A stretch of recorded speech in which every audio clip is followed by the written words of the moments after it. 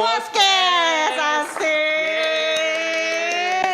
Ini acara gosip ya, bukan Iya, ya? iya. Gimana? Lamtur edisi Lavalet. Kembali ke lab. Oh baik. Jaga image. Jaga image. Iya. Selamat sore. Nggak Selamat aneh. sore. Asik. Ya selamat sore Sobat Lava. Selamat sore semuanya, Sobat Lava. Asik. Halo. Nah, mungkin Sobat Lava nih sekarang lagi bingung ya. Siapakah gerangan dokter yang ada di depan saya ini? Siapa yang yang heboh sekali. Oh, wow. Gak ada orang, Mbak. Oh nggak ada orang. Ngeri ya. Ngeri banget. Jadi di depan saya ini sudah ada seorang dokter. Ya. Iya, dokter apa? Ayo coba tebak. Dokter apa? Yang pasti bukan dokter kandungan Oh, saya ya. Iya. Pokemon dulu Karena mungkin. topik kita kali ini adalah terkait masalah gigi. Oh, Jadi saya gigi. adalah Dokter Afif, dokter gigi. Oh, dokter Iya. gigi. Tadi kayaknya waktu kenalan nggak kayak gitu waktu. Oh, iya. Iya. Kita ulang ya. Ulang. 1, 2, 3. 3. Afif Fathurrahman, Doctor of Dental Medicine. Oh, Ya. asik. Biar internasional ya bawahnya ya. International, Biar baik. Lava itu makin dikenal secara global. Oh, wow. Amin. Biar jangkauan Keren pasien sekali. kita semua penduduk di muka bumi. Maaf kalau garing ya. Maaf. Asik banget loh. Benar. Jadi Jadi Mbak, ini kita bahas apa sih sebenarnya? maunya apa wes? Ya Apa? terkait sama gigi deh kalau gitu Oh ya. gitu. Ya. Berarti nggak jadi kandungan ya? Nggak jadi. Salah topik Mbak.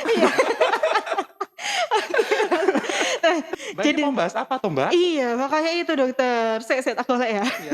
Tak mikir wes. Ini aja wes dokter. Kita mau ngobrol tentang permasalahan yang mungkin banyak sekali dikenal oleh masyarakat nih. Tapi mungkin kadang sering dianggap remeh juga dokter. Oh, Ini iya. jadi Apakah mungkin itu? ini dia. Karang gigi. Karang gigi. Ini mah bukan gigi Mbak. Jadi kita mau ngobrol tentang karang gigi terkait dokter. karang gigi, ya. Betul. Kalau misalnya ya di istilah medis sendiri dokter karang gigi ini biasanya disebut dengan apa dokter? Kalau di istilah medis sendiri, sebenarnya karang gigi itu ada istilah secara medis ya. Kita bilangnya tuh kalkulus, dental kalkulus. Dental kalkulus. Iya, sebenarnya karang gigi ini adalah sisa dari deposit makanan ya. Jadi kayak semacam kita kalau makan itu kan pasti ada sisa-sisa yang nempel tuh. Nah, suatu ketika dia kalau menumpuk tidak terbersihkan secara bagus, dia akan mengalami kalsifikasi, artinya pengerasan. Yang mana suatu ketika pasti berubah menjadi, kalau misalnya depositnya tipis itu akan berubah jadi plak atau kan semacam stain. Stain itu kayak semacam pigmen yang nempel di permukaan. Itu banyak tuh kan anak-anak muda zaman sekarang tuh yang hobinya minum kopi atau minum minuman yang pekat, tapi setelah minum minuman pekat atau makan makanan yang mungkin berwarna sangat mencolok, apabila setelah makan tidak dikumurin air putih atau tidak gosok gigi secara benar, pasti menimbulkan stain atau pigmen yang nempel pada gigi gitu. Nah, tapi kalau dalam kurun waktu yang lama, sisa-sisa deposit makanan yang nempel itu lama-lama mengeras nih, jadi bentuknya itu kayak bongkahan. Nah, bongkahan itu kita bilangnya sebagai, istilah awamnya ada di masyarakat adalah karang gigi. Berarti karang gigi ini adalah sisa makanan yang menempel di gigi kita dokter ya? Iya, dan sudah berdiam diri di gigi kita dalam periode waktu yang lama. Jadi mengeras seperti itu. Oh baik. Kalau misalnya dokter, ada nggak sih dokter kalau misalnya kita biarkan karang gigi ini ada nanti gejala-gejala lain nggak dokter yang menyertai, atau mungkin nanti kita jadi sakit gigi atau mungkin gigi kita bolong seperti itu, ada nggak dokter? Pastinya ada ya Kak ya. Jadi kalau misalnya karang gigi itu kan ibaratnya adalah tempat yang sangat baik untuk tumbuh kembang bakteri. Pada dasarnya sebenarnya karang gigi itu adalah suatu hal yang jika terbiarkan akan menjadi hal yang berbahaya. Karena dia itu adalah wujud dari kolonisasi bakteri. Wujud tempat dari tumbuh kembangnya bakteri yang mana apabila tidak terbersihkan dengan prosedur di bidang kedokteran gigi dengan pembersihan karang gigi pasti akan menimbulkan efek diantaranya. Hal yang paling gampangnya itu adalah menimbulkan bau mulut pasti. Anggap aja kalau misalnya ada di tempat ruangan kita ada sampah yang tidak dibuang dalam kurun waktu berhari-hari, kan pasti menimbulkan bau. Ya hal yang sama juga terjadi di rongga mulut kita, apabila mungkin ada karang gigi yang tidak dihilangkan pasti ada efeknya seperti bau mulut. Tapi dalam periode waktu lanjut, misal nih tetap nggak hilang, bisa menimbulkan destruksi atau kerusakan secara mendalam kepada giginya. Jadi mungkin gigi bisa jadi lebih sensitif, atau mungkin gigi juga bisa menimbulkan kegoyangan, karena memang daerah untuk gigi itu bisa berada pada posisinya benar sudah dikelilingi oleh karang gigi, yang mana karang giginya bisa menimbulkan kerusakan pada tulang penyangga gigi atau mungkin pada gigi sendiri. Juga bisa menimbulkan, kemudahan untuk gigi agar menjadi lubang. Nah, seperti Seperti itu. itu. Nah, kalau gigi udah lubang pasti nanti efeknya pasti, suatu hal yang tidak nyaman yaitu sakit. Nah, seperti itu, Baik, berarti mhm. memang, untuk dampak dari karang Mhm. gigi sendiri ini banyak sekali dokter ya? Sangat banyak sekali dan mungkin ya perlu diperhatikan juga untuk masyarakat memang, kita tidak bisa menunggu untuk ke dokter gigi ketika, kita merasakan sakit atau Mhm. keadaan rongga mulut kita tidak nyaman. Sudah pasti memang untuk masyarakat yang paling benar adalah harus kontrol ke dokter gigi ketika mungkin merasakan adanya keluhan walaupun sebelum 6 bulan ataupun kalau misalnya tidak ada keluhan bisa kontrol minimal ke dokter gigi setiap 6 bulan sekali, Baik, ya. berarti seharusnya 6 bulan sekali Seharusnya kita 6 bulan harus rutin sekali, kontrol heeh. dokter ya? Cuman kalau misalnya ada keluhan ya nggak harus nunggu 6 bulan, Mbak, Mhm. seperti itu. Iya, Iya. baik dokter. Jadi kalau misalnya dokter kita, Mhm, sudah ngerasa nih, "Oh kok mhm, kayaknya aku punya karang mhm. gigi ya?" Nah tindakannya harus gimana dokter? Memang karang gigi itu adalah kayak semacam apa ya, semacam hal padat yang ada di rongga gigi Mhm, kita dan memang tidak ada cara khusus yang bisa dilakukan oleh diri kita sendiri untuk menghilangkan karang gigi. Prosedur yang paling tepat adalah harus datang ke dokter gigi untuk dilakukan prosedur pembersihan karang gigi atau yang lebih dikenal dengan nama scaling. Ya, scaling, oke. scaling itu kan berasal dari bahasa Inggris yang artinya scale, artinya mengkikis. Mhm, Jadi gigi kita yang ada karang giginya dikikis karang giginya agar giginya kembali menjadi normal kembali, seperti itu. Gitu. baik. Ada beberapa hal yang mungkin jadi apa ya, jadi pemahaman yang kurang benar di masyarakat bahwa kalau misalnya kayak karang gigi itu mungkin bisa hilang dengan pemakaian baking soda atau mungkin Mhm, kayak, daun sirih gitu. Tapi untuk efektivitasnya sampai sekarang masih belum bisa ditemukan dan memang kalau untuk tindakan prosedur untuk menghilangkan karang gigi yang paling tepat adalah harus datang ke dokter gigi untuk dilakukan proses scaling. scaling, Mhm, baik. Kalau untuk scaling sendiri dokter, mhm, saya kan pernah mendengar mhm, katanya itu mhm. untuk scaling alangkah lebih baiknya 1 tahun sekali dokter, betul seperti itu atau gimana dokter? Itu kelamaan, Mbak. Lama banget 1 tahun ya kan? Iya, Emang tiap orang tuh punya karakter sendiri-sendiri ya mulai mhm, dari memang, kondisi rongga mulut dari masing-masing orang tuh pasti berbeda. mhm, Eee, ada tidaknya karang gigi pada seseorang itu banyak faktor, mulai dari diet makanannya, kemudian dari pola hidupnya apakah merokok atau minum alkohol atau tidak, kemudian cara gosok gigi yang benar atau tidak, itu mempengaruhi. Bukan berarti untuk membersihkan karang gigi itu ada patokan waktu, memang sih optimalnya untuk membersihkan karang gigi itu adalah setiap 6 bulan sekali. mhm, Cuman pada beberapa orang-orang yang beresiko itu semisal pada pasien yang merokok atau pasien yang mungkin mengkonsumsi makanan yang, banyak karbohidrat atau makanan-makanan yang mudah menempel di, gigi tanpa diimbangi dengan makan sayur atau buah-buahan, lebih riskan. Jadi kalau misalnya ada pasien sudah merasa mungkin, sudah mulai berdarah ketika menggosok gigi, itu ada mhm, pertanda bahwa di area gusi ataupun gigi mungkin ada benda yang ada yang suatu yang tajam atau kasar menempel dan bisa diidentifikasikan mungkin itu ada karang giginya. Jadi lebih aman adalah pasien kalau merasakan ada hal yang tidak nyaman walaupun mungkin kurang dari 6 bulan, sebaiknya datang ke dokter gigi agar bisa diperiksa. Kalau ada karang giginya bisa dibersihkan, kalau ada permasalahan gigi yang lain bisa dilakukan tindakan. Seperti itu. baik. Berarti, pokoknya kalau misalnya kita merasa tidak nyaman Mhm. alangkah lebih baiknya langsung mengunjungi dokter gigi, seperti itu Mengunjungi dokter dokter ya? gigi Iya. gitu. Kalau Mhm. untuk perawatan pasca Mhm. scaling dokter, ada Mhm. nggak sih pantangan atau larangannya gitu dokter? Sebenarnya, untuk scaling sendiri itu kan memang, tujuan utamanya kan adalah menghilangkan karang gigi gitu. Sedangkan karang gigi itu adalah suatu hal yang tidak bisa kita hindari, walaupun kita mungkin makan sudah kita jaga, kemudian kita mengkonsumsi makanan-makanan yang sehat, ataupun kita juga sudah rutin untuk menggosok gigi. Tapi ada kalanya memang kita untuk membersihkan gigi itu tidak bisa secara kayak paripurna gitu, kayak gak secara holistik menyurah, Sempurna. nggak sempurna. Nah Heeh. kayak gitu. Jadi memang pasti diperlukan kontrol ke dokter gigi untuk, bisa mengidentifikasi di gigi-gigi kita apakah memang perlu perawatan lebih lanjut apa tidak. Karena memang ada beberapa area-area di gigi kita yang sulit dijangkau oleh diri kita sendiri. Jadi memang perlu bantuan dokter atau perlu pemeriksaan dari dokter untuk pemeriksaan lebih lanjut yang mana bisa, mengecek secara detail, gigi kita, gitu. Baik. Kalau sekarang nih dokter kan masih Mhm, musim pandemi ya dokter ya. iya. Sebenarnya aman nggak sih dokter kalau scaling di musim pandemi seperti ini dokter? Satu hal yang saya bisa katakan adalah jangan takut ke dokter gigi di area pandemi ya, di era pandemi ya, Iya. sorry. Di era pandemi ya. Heeh. Yang penting, area untuk pelayanan, dokter giginya sudah sesuai dengan standar protokol kesehatan, di area pemeriksaan sudah ada, apa ya, untuk penanganan sterilisasi, untuk pengadaan alat-alat semacam aerosol suction kalau untuk menyedot udara yang keluar dari mulut pasien, atau enggak ada HEPA filter untuk mensterilkan udara di dalam ruangan, atau mungkin untuk pasca tindakan ada semacam alat, kita bilangnya UV light. UV light itu kayak Mhm. semacam sinar yang kita bisa lakukan habis ada pasien, kita lakukan perawatan, kita sterilisasi ruangan, kita lakukan penyinaran dengan UV. Jadi lebih lebih steril ruangannya. Harusnya pasien tidak takut ke dokter gigi. Mhm. Baik, Jadi berarti berarti memang, apabila sudah bisa, yakin ke dokter gigi dengan pelayanan yang sudah insya Allah kalau di Lovelet memang kita sesuai dengan prosedur ya, dengan kelengkapan alat yang alhamdulillah mungkin sudah terlengkapi gitu. Jadi mungkin tidak perlu takut untuk ke dokter gigi gitu. baik. Soalnya Mhm. mungkin kan, Lafaz sendiri juga menjadi salah satu rumah sakit Iya rujukan baik, Covid heeh. dokter ya. Mhm mhm Tapi tenang aja karena memang untuk di mhm. Lafaz sendiri sudah dibeda-bedakan dokter ya? Sudah dibedakan, jadi Mhm. branding jelas. Oh Jadi iya. untuk area-area pasien mana yang untuk penanganan pasien Covid, ataupun Mhm. untuk pasien-pasien yang mungkin, perlu perawatan selain Covid, sudah branding jelas. Baik Mhm. dokter. Nah jadi mungkin sobat Lava yang misalnya nih ada, kok ngerasa Nggak gigiku oke kayak gini giginya ya ya. heeh, gigiku kayak gini ya, kok mungkin udah merasa-merasa bau mulut Iya, atau gimana langsung aja ke dokter iya, gigi, nggak welcome to usah dental takut. clinic di Oke, Lavalet ya.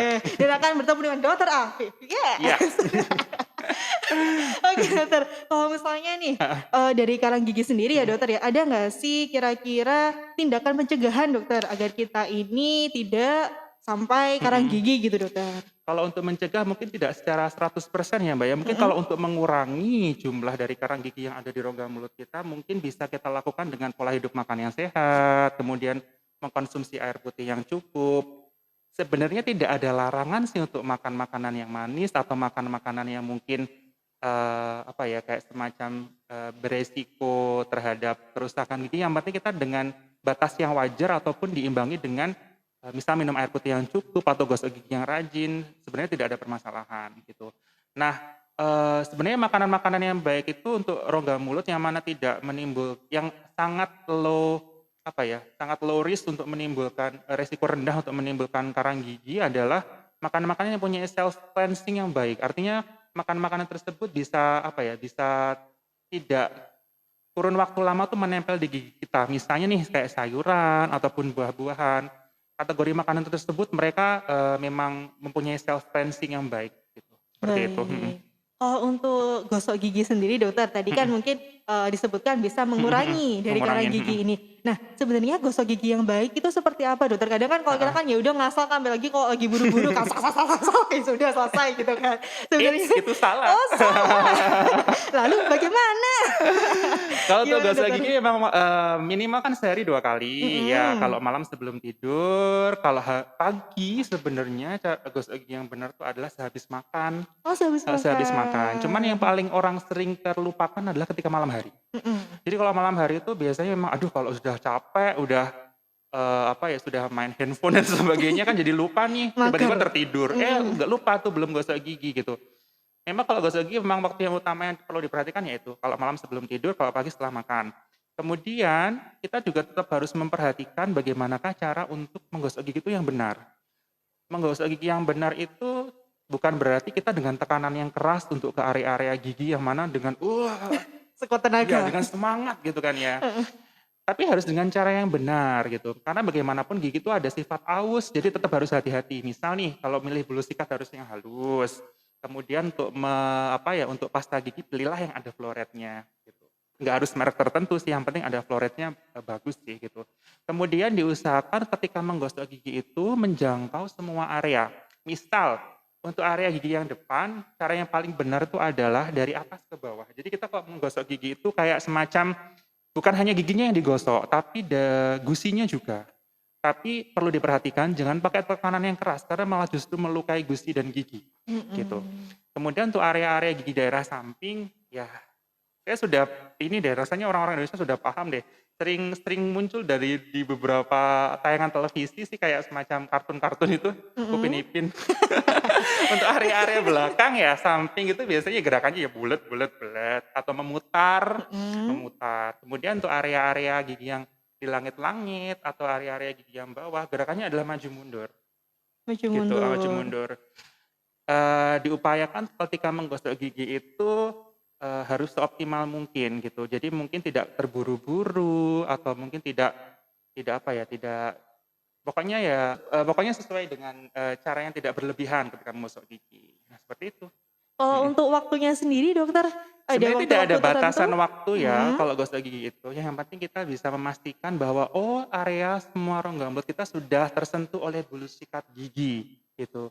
Oh ya dan jangan lupa Kak, kalau misalnya nanti misalnya sudah giginya disikat tuh, mhm, yang terakhir adalah bagian ujung sikat bentar ya, ini ada contoh nih, biasanya kalau bagian ujung sikat itu bagian baliknya, di heeh, baliknya bulu sikat itu biasanya ada bagian agak kasar. Nah mhm. itu fungsinya adalah untuk menggosok lidah.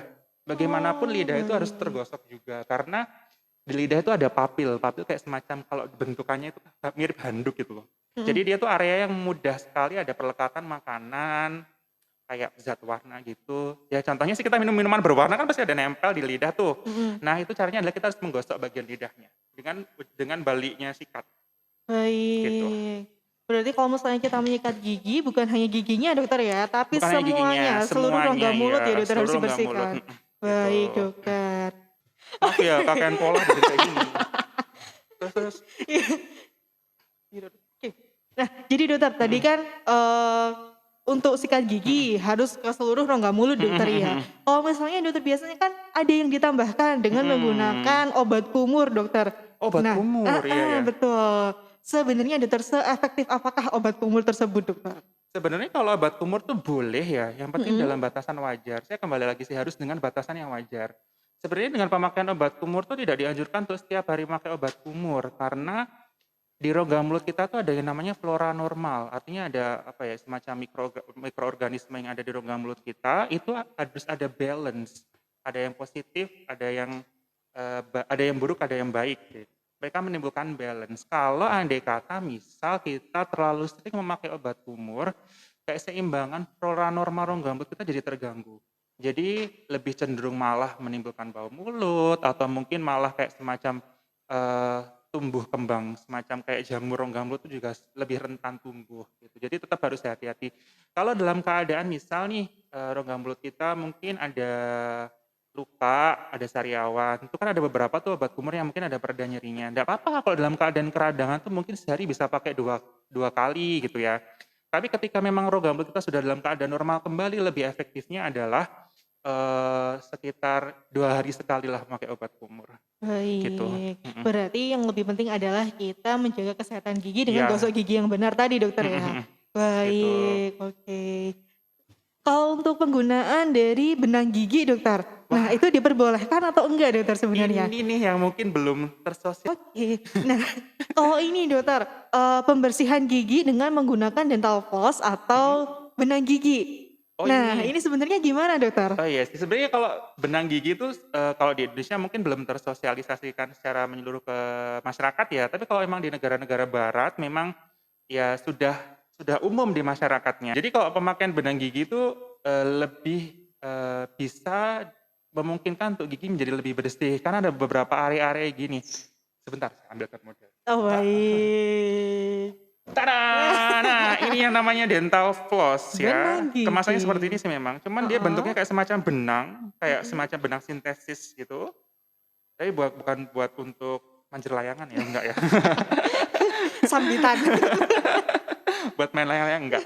Jadi ini, kondisinya adalah semacam kayak benang fiber tipis, agak sedikit lengket sih biasanya. Ini untuk Mhm, membersihkan area-area sela-sela gigi nih, contohnya nih, kalau misalnya kita membersihin gigi biasanya harus gosok gigi dulu tuh. Nah, kalau daerah-daerah misalnya ini ada contoh nih, ini ada daerah-daerah yang lipatan gigi nih seperti ini, kok lipatan gigi sih, daerah-daerah antara gigi dengan gigi, ini biasanya tuh ada sela. Nah, sela mhm. ini kan susah banget tuh kalau untuk sikat gigi itu masuk. Makanya diperlukan benang gigi atau kita secara dokter giginya bilangnya dental floss. Cara Mhm. pakainya adalah jadi memang kalau untuk rongga mulut tuh pada beberapa saya juga pernah sih bertemu dengan beberapa pasien mungkin, ada cara yang kurang tepat ya untuk pemakaian benang gigi ya dental floss ini ya. Jadi memang kayak semangat gitu, kayak terlalu menekan, Gosok-gosok. tambah jatuhnya berdarah giginya Oh Kak. ya Iya gitu, jadi ampun. tambah beresiko Terlalu banget. bersemangat.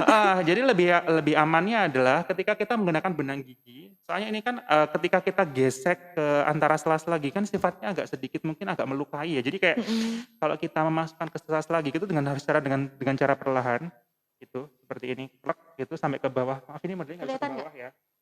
Ke bawah gitu, kemudian kalau sudah sampai bawah ya, kita gerakannya nggak boleh ini, nggak boleh terlalu menekan keras. Jadi cuma gerakan maju mundur gini. Nah Oh, seperti maju itu, maju mundur seperti mundur. ini. Jadi kalau jadi nanti diharapkan makanannya keluar dari sisi sebelah sini ataupun sisi sebelah sini. Oh, Gitu, dari dalam baik. ataupun dari luar gitu. Cuman coba harus diperhatiin sih, jangan sampai justru dengan pemakaian dental floss malah gusi kita jadi sakit gitu. Tetap harus hati-hati pemakaiannya. Baik. Mhm, Bentar, kalau misalnya pemakaian benang gigi ini, mhm. tadi kan, ke depan, ke belakang digesek gitu Heeh, dokter digesek, ya. Nah nanti kan berarti ada, sisa-sisa makanan yang akhirnya keluar. mhm mhm. Nah itu kita butuh kumur lagi atau gimana dokter kalau Ya seperti itu? baik, ya benernya harus kumur lagi sih Kak, cuman nggak boleh ditelan lagi sih. Harus kumur, wajib Harus kumur. kumur. Ya kalau nggak yakin bersih ya gosok gigi lagi, Oh nggak apa-apa, gitu, heeh. Lebih baik. lebih aman kita meluangkan waktu lama untuk membersihkan gigi daripada meluangkan waktu lama untuk merawat gigi, gitu. Karena kalau Betul, udah terlanjur lubang, udah terlanjur sakit, ada kalanya perlu perawatan lama. Jadi lebih baik kita betul. meluangkan waktu lama untuk mencegah gigi agar nggak kotor, gitu. Mhm. Baik, lebih baik mencegah dokter ya daripada mengobati ya dokter ya? Iya, prevention always better. Oh wow. Baik, dokter terima kasih ya dokter ya atas waktunya dokter ya. Gini doang nih. Iya. Ya rugi dan Kurang dan. ya? Rugi Kurang. dan deh ya. Iya Mhm, ampun, gak apa-apa. mhm. Sudah ganteng Kak, sudah asik tadi. Yes, oke. Asik.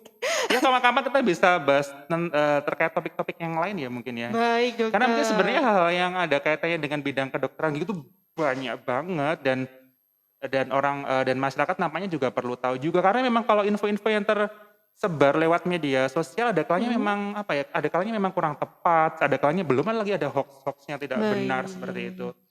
Itu sih. Iya baik dokter, mungkin lain kali nih kita bakal ketemu lagi dan ngobrol asik lagi ya dokter Boleh ya, ya, tentang topik-topik menarik lainnya boleh seputar banget. dunia gigi dan mulut, Seputar dunia bukan gigi dan kandungan. bukan gosip ya, Baik. bukan gosip. Baik, terima kasih dokter Afif. Sama-sama, ya. Ya, Sobat Lava, jadi sekian dulu perbincangan kita dengan dokter Afif yang asik sekali ini. Yes. Wow. Doctor of Dental Medicine. Oke, jangan lupa dokter of dental medicine. Jadi jangan lupa Sobat Lava ya, harus menjaga kesehatan gigi, dan, mulut. Karena mencegah itu lebih baik daripada mengobati. Dan Betul. lebih murah daripada mengobati. Itu utama. Itu utamanya Itu lebih ya. murah. Gitu. Oke, kalau gitu jangan lupa like, share, subscribe, and comment. Bye-bye. Sampai Jangan lupa ketemu lagi. subscribe. Dadah.